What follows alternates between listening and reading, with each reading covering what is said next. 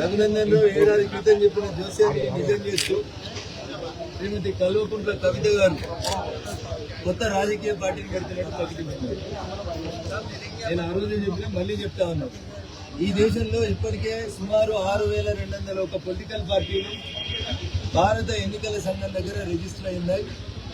కొత్తగా ఇంకో పార్టీని స్థాపించబోతున్నందుకు నేను వారికి స్వాగతం తెలియజేస్తూ, ప్రజాస్వామ్య దేశంలో ఎవరికైనా పొలిటికల్ పార్టీ పెట్టుకునేటువంటి స్వేచ్ఛ ఉంది, హక్కు ఉన్నది.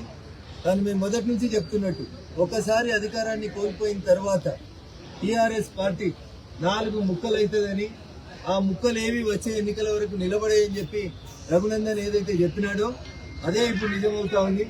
చాలా మంది నేను కవిత కొత్త పార్టీ పెడుతుంది అని అంటే రఘునందన్ జ్యోతిష్యం చెప్తుందా అని అడిగారు.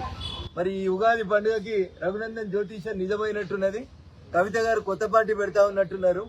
నేను మళ్ళీ చెప్తా ఉన్నా, టీఆర్ఎస్ 4 ముక్కలు అవుతుంది. వచ్చే ఎన్నికల వరకు టీఆర్ఎస్ పార్టీ బీఆర్ఎస్ గా మారి తెలంగాణ ప్రజల చేత సిఆర్ఎస్ తీసుకొని కంపల్సరీ రిటైర్మెంట్ స్కీమ్ తీసుకొని ప్రజాక్షేత్రంలోంచి బయటికి పోతుంది, ఎలిమినేట్ చేయబడుతుంది అని చెప్పి ఈ సందర్భంగా నేను సంపూర్ణంగా విశ్వసిస్తా ఉన్నా. అందుకని ప్రజలారా ఒకసారి ఆలోచించండి. టీఆర్ఎస్ పార్టీ కేవలం ప్రచార ఆర్భాటాలకి, వాళ్ళ దగ్గర ఉన్నటువంటి డబ్బుల్ని ప్రొటెక్ట్ చేసుకోవడానికి మీడియా ఈవెంట్లు చేస్తా ఉన్నారు. రోజు బావా బాంబడుతుంది తప్ప వాళ్ళు కొత్తగా చేస్తుంది ఏం లేదు.